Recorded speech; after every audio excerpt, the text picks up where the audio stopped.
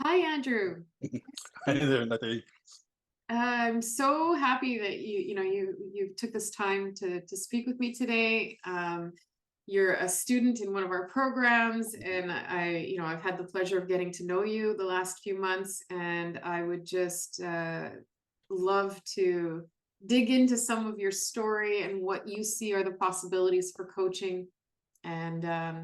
And so let's get started by telling people who you are. So maybe you can share, what you think is important For for them. sure. For starters, thank you for inviting me. It's a always fun to talk to you and an interesting opportunity. My pathway to coaching is twofold.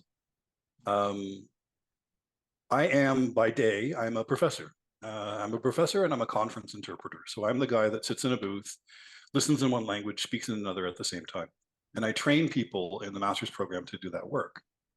There's a point in their development where people are often held back, not because they don't have the skills, but there's something psychologically that is a barrier. So it might be anxiety, it might be some childhood trauma around education, some teacher that told them they were stupid. And it got to a point where I thought, I need a set of tools to help people work through this that I don't have. And that was the initial impetus that brought me to coaching. At the same time, there's a story in my personal life that needs to be told. In 2018, my partner died suddenly and very unexpectedly in my arms. Um, in 2021, the man who was our son committed suicide. And somewhere in between, I was diagnosed with PTSD. It was a very intense journey, to say the least, has been, still is. Um, but somewhere along the way, relatively recently, like at some point in 2023, I recognized, hey, I've really changed as a person. While it's been an intensely negative experience, it has forced me to grow. And it got to a point where I thought, there's some parts of my story that might actually benefit other people. And so thanks to the Canada Coach Academy and the training that I've had with you, I've started to practice as a life coach. And my clients refer to me actually as an afterlife coach because they are, for the most part, people like me, men who have lost a partner or a loved one, are dealing with grief and trauma in some way. Mm. Well, first, I just want to say thank you for the courage to talk about your story. I've heard, we've gotten to know each other a little bit in the last months, and I just think it's because of people like you who have the courage to tell their stories and to work through that pain to connect to others and their stories is how people, that's the multiple, like the multiplying the impact of coaching to me is that it's about, that gift that keeps on giving. And so one thing that comes to mind is, well, I mean, a lot of things come to mind. I don't know where to start, but what I want to start with is maybe just talk a little bit more about what you notice in people, the block to, that you talked about the block in their education and some of the things that come up for people. Since taking the coaching certification, has there been anything more that's come to light to you, or like how has coaching kind of informed that? I don't know. Oh, I can think of at least 15 answers to that. I'll try to come up with one that's coherent. Um, Several years ago, a colleague of mine who has a background in education before he became an interpreter kind of challenged me and said, well, in my classes, I try to be the one as the teacher who speaks the least. And that stuck with me. And I've tried to get there, but I didn't really know exactly how to do it. And now I've noticed I'm back teaching again after a 6-month sabbatical. And I've noticed that I'm a very different person in the classroom. Um, I bring a lot of what you have taught us about coaching into the classroom, and it is a lot more about listening to the students and getting them to express where they are. I mean, it's all very well and good for me to say, here's what you need to do, and here's where you need to be. But words don't teach, experience does. And so if the student can steer themselves around and reach that point on their own, then it's meaningful. And me telling them about it isn't. Hmm. Oh, I love that. That's so cool. And And you've noticed this, like, so you're back teaching after 6 months, and you Mhm. happen to have taken this course during that time. Yeah, that was my plan, was to Okay. pitched it to the dean and everything to get on a sabbatical. You can't just say, bye, I'm going. You have to submit a plan to say, this is what I'm going to do in my absence, and here's how it's going to benefit the university and the students, and blah, blah, blah, blah, blah. So my story was that I wanted to train as a life coach and then to bring that experience into the classroom. Okay. Okay. Amazing. And so what else do you think has it's brought in then, if it's part of your, your plan? Has it materialized what you thought it would? Yeah, I'm laughing because the clearest evidence for me was I rewrote my course outlines. Oh, And I right. think I was telling you about Yeah. that in class. So I wish I had them in front of me, but originally my course outline said something about, as a teacher, I'll be simulating work environments to see if you're sort of up to the standard and can you do what's expected of you, and all this very, dare I say, elitist jargon. Mm, And now what my course outlines say are things like, um, as your teacher, it's my job to create a safe environment where you feel like you can have fun and explore. wow. Yeah. And so I'm trying to see, the difficulty is the job that interpreters do is not easy. It's cognitively very demanding. Even the smart people fall down and whack their heads at some point. And so how do we let people fall with grace and get back up with dignity and understanding? Mm, mm, wow. And I don't know if you have students who've known you before and know you now. Do they notice a difference? We'll see. It's early days yet. We're only, oh my gosh, this is the third week of class Okay. in Oh, the term. it's very new. So it's interesting. I have alumni who often will come back and sit in on a class. It's a very community environment, and so there's one woman I know that's going to be in class this week who's actually graduated from the program.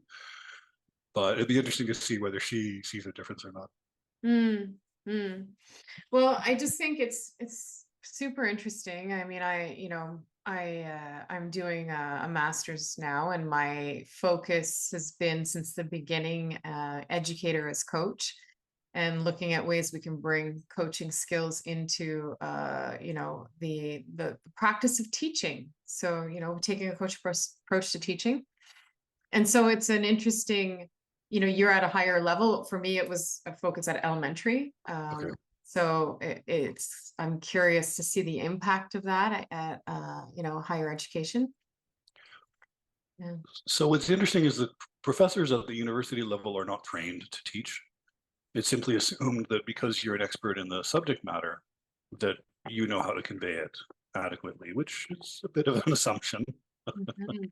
Mhm. But there are some efforts to improve the quality of teaching, and one of the slogans that gets thrown at us, at least in North America, is you should not be the sage on the stage, you should be the guide on the side. And I have taken that to heart to the extent that I can, and I say I put that qualifier in because I work with students from around the world, and I very quickly, in our Chinese language stream, when I started working with the students there, the sort of Socratic questioning and having students go on this journey met with a lot of confused stares and, I dare I say, some mistrust, because there is a very strong idea that you should be the sage on the stage. You should be upfront telling them what to do, or at very least confronting that assumption. And so it has been interesting to try and see how to adapt that notion of being the guide on the side to different cultural expectations. Well, and if we bring that to cultural expectations in schools, in communities, in corporate culture, we're very much taught and told that you bring value when you contribute, when Mm, you have the answers, when mm, you can express or demonstrate that you have expertise. And so it's a very different mindset to approach teaching in a way that is empowering and non-directive, right? And that's what I think. What I hear people from our program say often is, hardest is the unlearning of the things that they were doing before in terms of leadership or communication styles. And so take that now, so you did the life, or you're in currently a certification for coaching. And how is that, have you been able to follow through on this commitment to bring coaching into your daily life, I guess?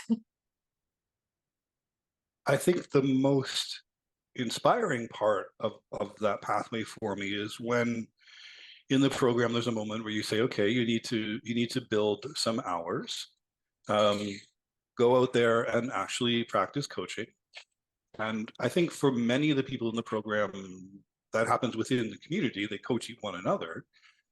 I kind of sent word out through channels in my network and said, I'm doing this thing. And I'm a little bit of a known quantity. My partner was a bit of an internet celebrity before he passed away. And I had done a couple of interviews about grief already. They were out on social media.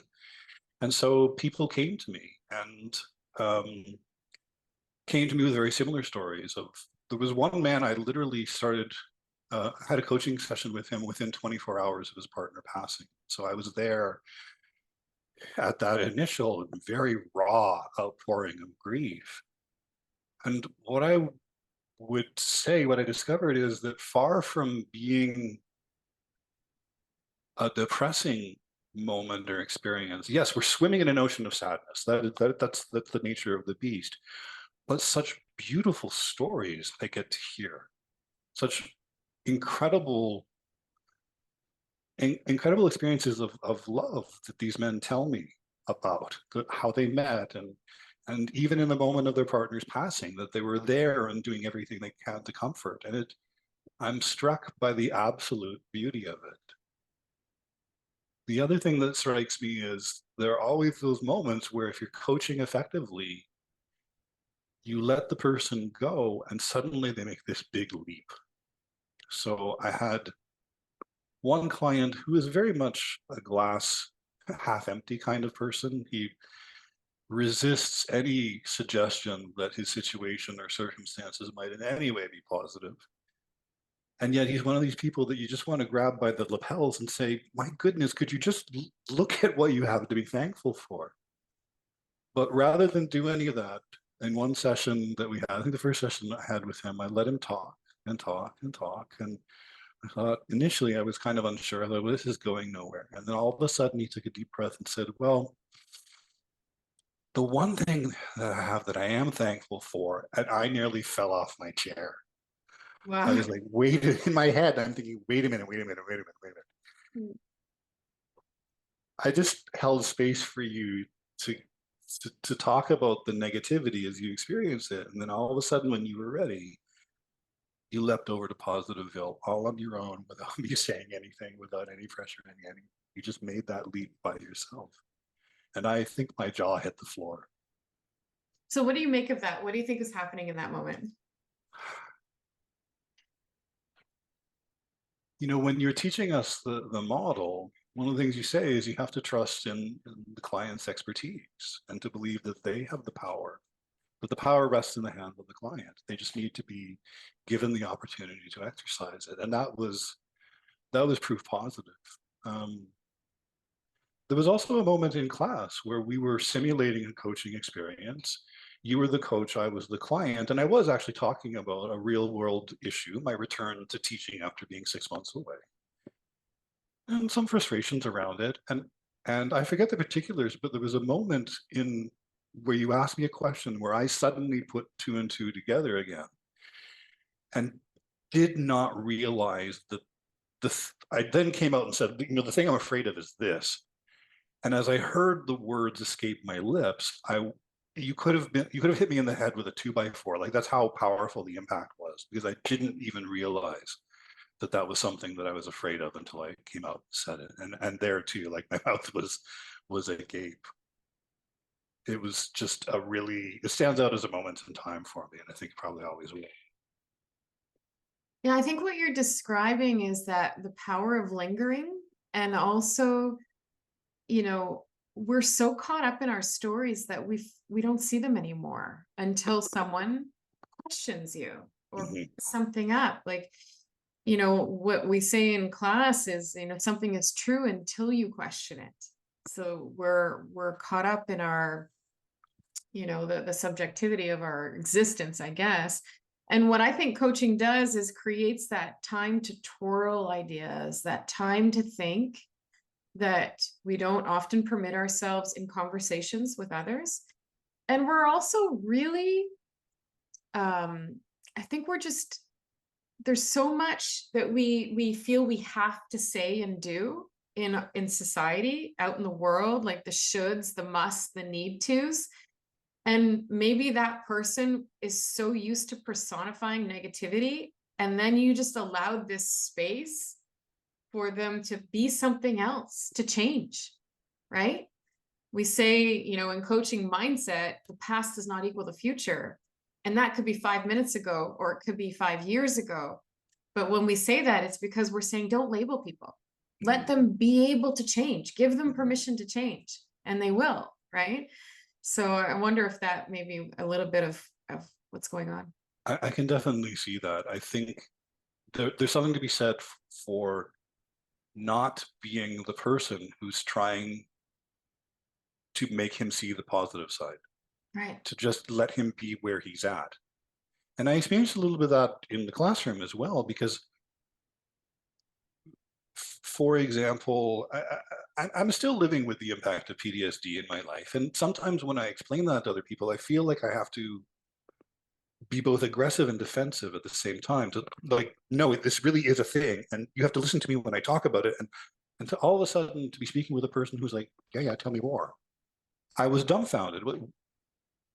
I don't have to defend this. You're just accepting it and letting it be for me. And suddenly I was able to take the conversation to a deeper place, because I wasn't having to Mhm. to entrench my position and defend it. Somebody suddenly wanted to listen to me, and that's hugely powerful. Yeah, yeah, yeah. And when you're, you've created this space now where you're coaching people who are men in particular, I guess, who have lost a partner. Yes. Yeah. What do you think is different? Not saying that you're a therapist, but what do you imagine you're contributing or offering that maybe therapy can't or doesn't?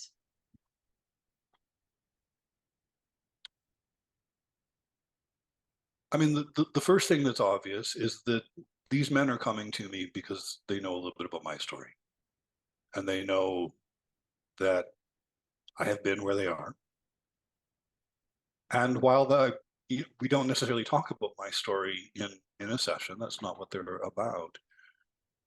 I would like to think that my experience allows me to hold a kind of space for them that is comes from a place of deep compassion and understanding.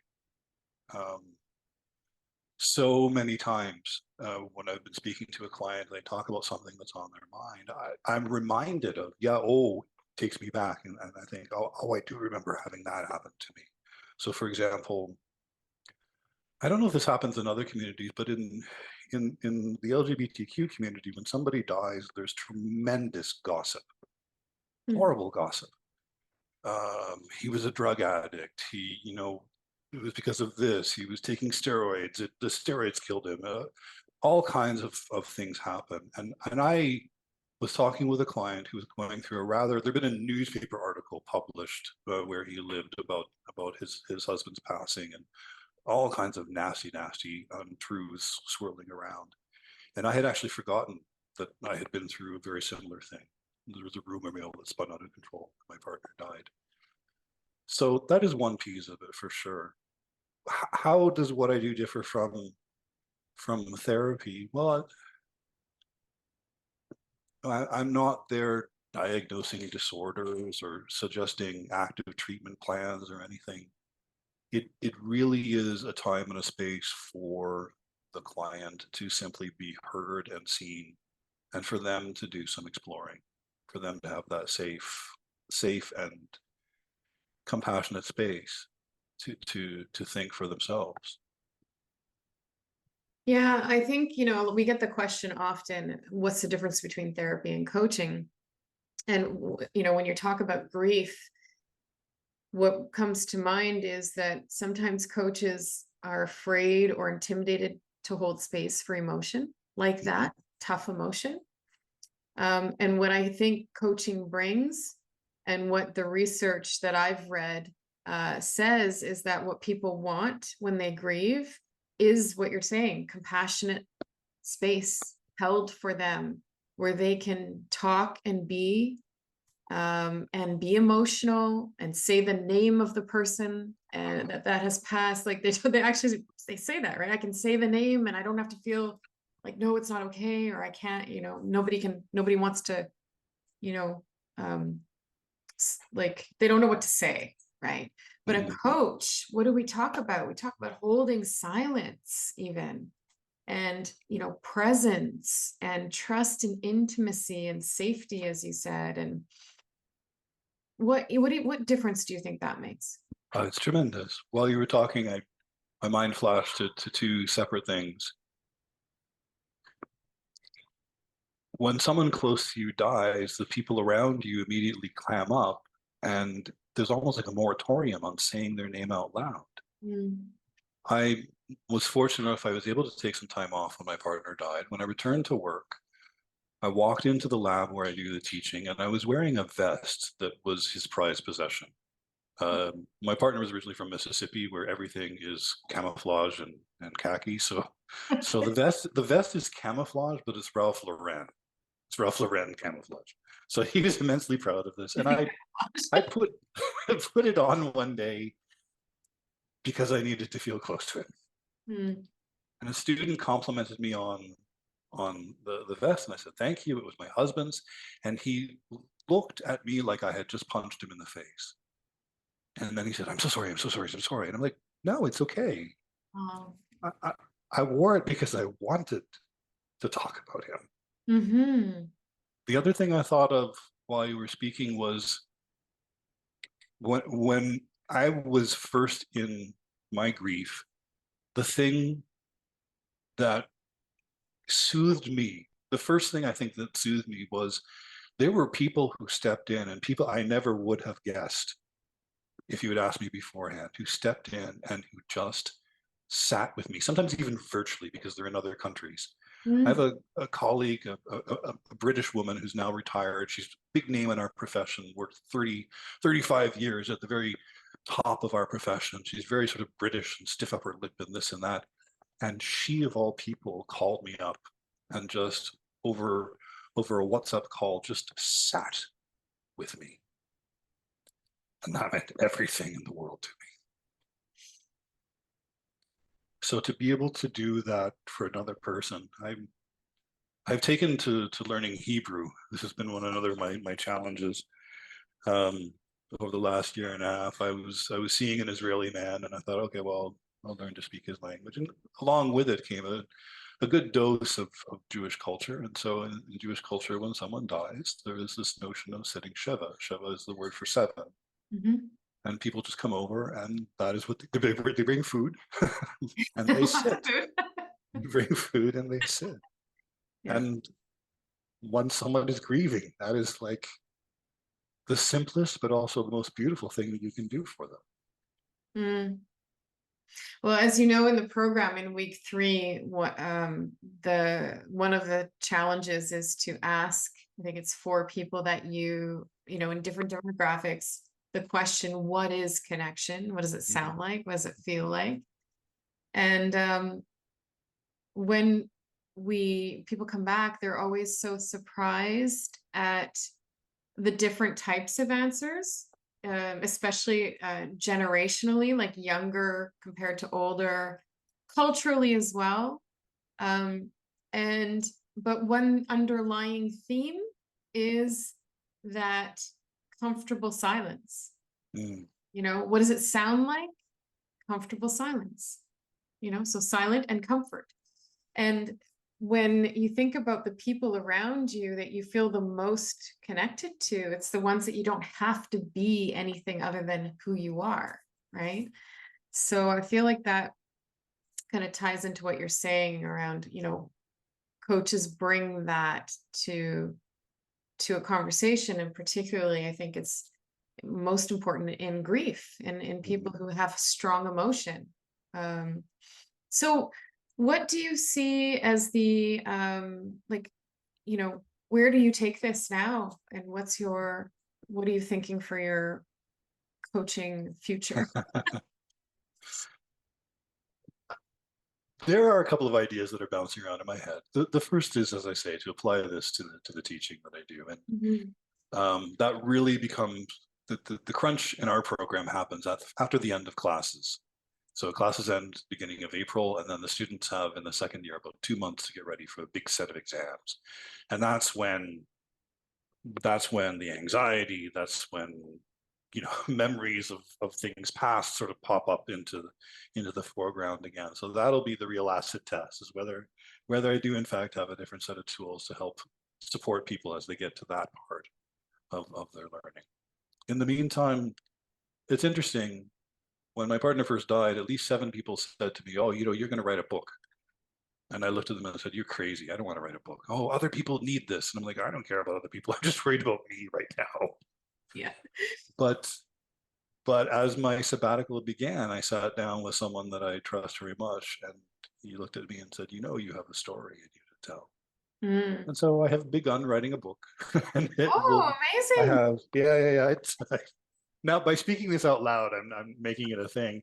It is I think about 10 pages at this point, so it's still early days, but it is a book about grief, and Mm. it is a book principally of stories, and stories that I think will touch on ideas that are important for people who are grieving and for people who want to support them. Wow, I just got shivers. That sounds so powerful. I am a firm believer that as far as grief is concerned, we need more education before it happens. One of the things that I hear from clients, and that was certainly my experience going through grief, is unlike, say, when somebody gets married or when somebody has a baby or when somebody has a son or a daughter who goes off to school, we see those rituals on television, in movies, we experience them growing up. You know, we know what to do when we go to a wedding, um, those kinds of practices. We don't know what to do when someone dies. We don't know how to step in and be with the person. And as somebody who was going through grief, I was constantly wondering whether I was normal, whether I was like other people, whether my grief was somehow exceptional. Um, and other people don't really have a yardstick to help you out. My partner died in early November, and at Christmas time, I had planned to have dinner, and I was going to set a place for him. And friends of friends heard this and said, "Oh, well, you're suffering from complicated grief," Mm. as though they were somehow qualified to make a diagnosis. And I'm no psychologist, but when I looked it up, complicated grief is when the person is not able to function after a period of years. It had been a month and a half at that point. I was like, I'm in grief, but it is not complicated. So there was constantly this sense of, am I doing this okay? Oh yeah. There was always this questioning of, am I somehow grieving wrong? And Mm. so I would very much like to dispel some of those ideas, and to say, hey, this is what grief is like. We're all going to experience it, unfortunately. Um, the people we are closest to at some point will pass, and we will be faced with this. And so why don't, pain is mandatory, but suffering is optional.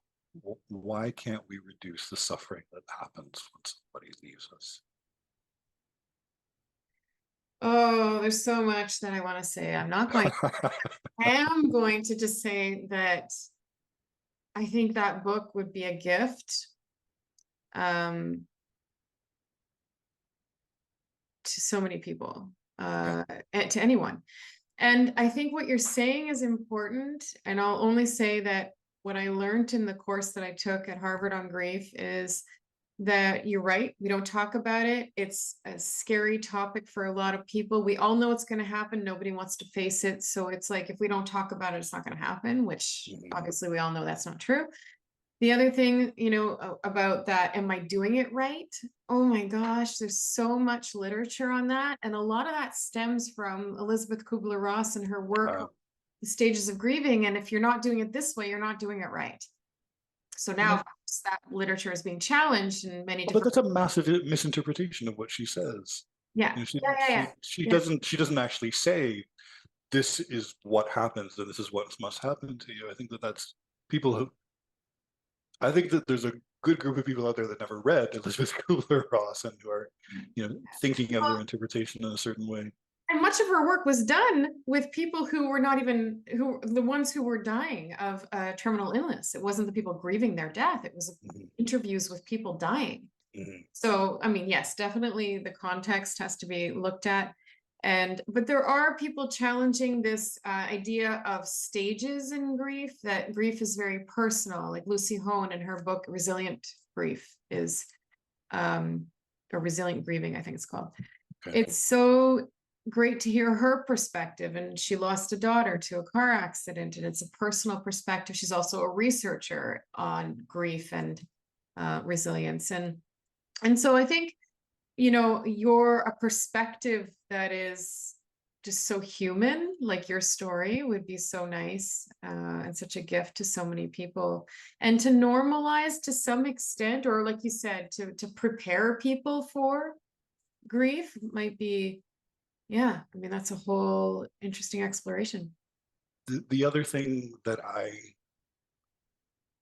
try to communicate to clients, although not in so many words, through experience, is that as horrible, as awful as it can be, as soul destroying as it can be, it is also at the same time paradoxically and nonsensically an incredible opportunity for personal growth. There, there is a positive side to grieving, believe it or not. And there comes a point where we can step back from the experience and say, how can I use this to become a better version of Yeah, in the research, they call it post-traumatic growth. me? Uh, and this, it can be PTSD, which is real, as you said, and very serious and has to be acknowledged. And it can also be PTG, right? This post-traumatic growth, this central moment in your life that, changes you, can be for growth as well. Yeah, it's so interesting, and I really appreciate your willingness to talk about that. And so, what would be something you would say to someone listening who is grieving, who has lost someone, who, through your experience in coaching people through grief, what would you say to them right now? Oh, there's so much to say. There's so much to say. Um, I mean, one thing that was really helpful for me was to realize that I wasn't always going to feel that way. That the initial pain, the things that would tear at me, the things that would drop me to my knees at a short period of time later, I mean, 3 months, 6 months later, were things that I could remember and would make me smile. So initially, I found it really difficult to look at a picture of my partner and to remember when that was taken. It would make me howl like a wounded animal. Mm, And within 6 months, I could then look at that same picture and the memory wasn't painful, it was joyful. So the raw pain you're experiencing won't always be there. I was dating a man and while we were together, went on a cruise with his family. His grandmother turned 90 and she was this incredible woman. The one part of the cruise, we had a family brunch. There were about 40 people in the family all total that were there. And there was a moment where everybody stood up and said, this is what grandmother means to me. And she and her husband, everybody had a story of a moment in time when they gave them a leg up, helped them, took them under the roof, gave them money for school, found them a job, this kind of thing. wow. And he had passed away 12 years prior. And I was able to sit down with her and say, hey, I need your advice. I, I'm a widower. I'm struggling. You are so graceful, so elegant. You are the sort of person that I aspire to be like. How did you do it? And she looked at me and she said, well, the pain is always there. She said, there are moments when 12 years later, I think I'm doing fine and the wind will change direction and the tears will come. So recognize that that will be. And she said, my husband was an inspiring person and we had a mission of how we were going to improve things for people around us. We were going to take the blessings that we received and share them with other people. And she said, he may be gone, but I felt it was really important to continue that legacy and to continue to be what we had been together. Hmm. And so one of the things I might say to somebody who is newly bereaved is when you are ready, can you step back from the situation and think about what is the legacy of the person that you're mourning? What is their legacy and how do you want to carry it forward? Yeah, you're reminding me of a friend who recently told me her father passed away, I guess a few years ago, and she said that something that she's pleasantly surprised about. She was very close to her father. She said something that she's pleasantly surprised at is that she could continue the relationship with him in her mind. And so the daily conversations that she has keeps her connected. And I thought that was so beautiful, like that there was this other side of grief and the, you know, the other side of the relationship that she would have with him. There is a lot out there on after death communication, Mm, and you can interpret that figuratively and you can interpret that more literally. And as woo woo as this sounds, there's a group of researchers in Texas who are exploring that. And so if you want to interpret it figuratively, there's a woman, Nora McInerney, I think she has a beautiful TED talk about not moving on, but moving forward. And the idea mm, is you do not leave your loved one in the past. You carry them forward with you. And she mhm. gives really concrete and beautiful examples of how to do that. The research in Texas is kind of starting from a premise of, okay, believe, don't believe in an afterlife, that doesn't matter. We're kind of sort of park that over there for now. But their research is showing that people who do engage in practices of communication with the loved one tend to do better 6 months, a year down the road on, you know, scores of depression, mental health, grieving, that kind of thing. The standardized tools have been created within psychology to measure these sorts of things.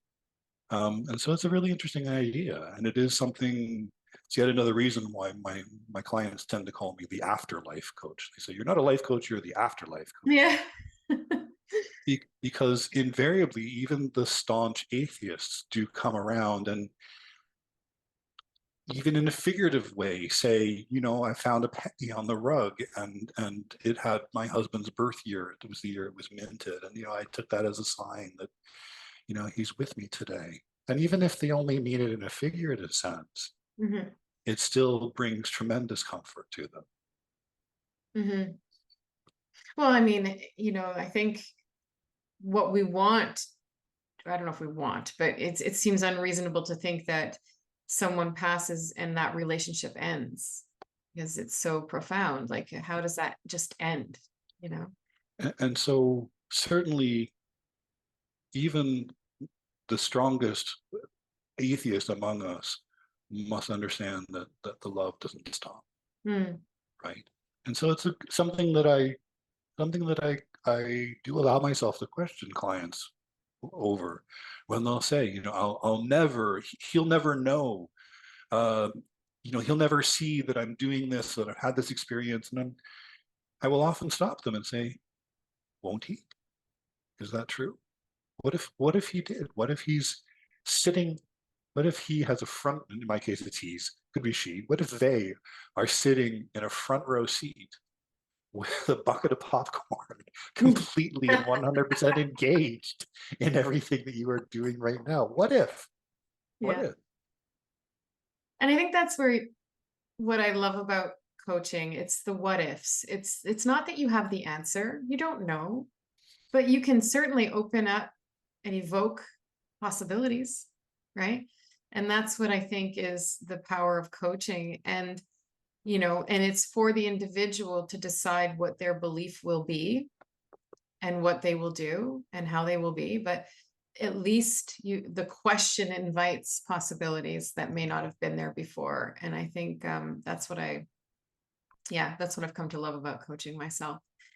I have a rule around what if, because very often clients will play the what if game, and it's what if all my worst fears come true? What if I have the worst possible outcome? That's usually what the client will bring to the table. And I will challenge them on that. And I'll say, if we're going to play what if, we have to play it all out. What if everything goes right?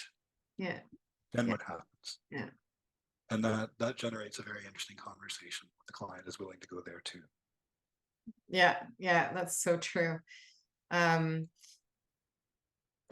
so when you think about Canada Coach Academy, I know we're running out of time, but I do have to ask you, like, what brought you to us for this coach training? I wanted something that was established. I wanted something that looked like it was well put together. I wanted something that had a definite curriculum. The fact that it's very strongly connected to the International Coaching Federation and the certification system was a plus. I wanted something to be able to hold up and say, I've done this, and it's kind of a legitimate thing. I, as you know, operate most of my day in two languages, and I had only ever heard talk of life coaching in English, and I, started scratching my head and said, well, what are people calling this in French? And a quick Google search found a couple of options, and I wanted to say, which one are people actually using? And I started to Google, in this case, coach de vie was what I found. And the first thing I stumbled on was an article in La Presse that was talking about who are life coaches anyway, and do they do more harm than good? Because the article was starting on this premise that anybody can do this, that it's not regulated in any way. And so how do you even know whether the life coach you get is a good person or not? And so I think that what you've done with the Canada Coach Academy, trying to establish it as very evidence-based, very rigorous in terms of the way the curriculum is put together, that it's based on research, and also then connected with some form of accountability. I've been through my first formal assessment of my coaching. I have my second one next week, and I'm looking forward to it. I run a big high stakes exam in my program where we bring in a panel of people to assess. And the first thing I did when I looked at the grading sheet and what my first evaluator had done, I was like, whoa, this is on par with what we do in the master's program that I run. Like, there's a lot of thought and effort was put into it. And so it's a pretty serious thing. And I like that about the CCA. Mm. Oh, awesome. I'm curious to know what attracted people. And I really appreciate this time with you. I am grateful for the conversation on grief and just to get to know you a little bit better. And super interested in how you're going to help people with this and your students and also your students. And yeah, and I hope you come back to visit us soon, and good luck with with everything that you're doing as well in both education and supporting people through grief and the book. Well, thank you so much. It's been a pleasure to speak with you today, Natalie. Thank you.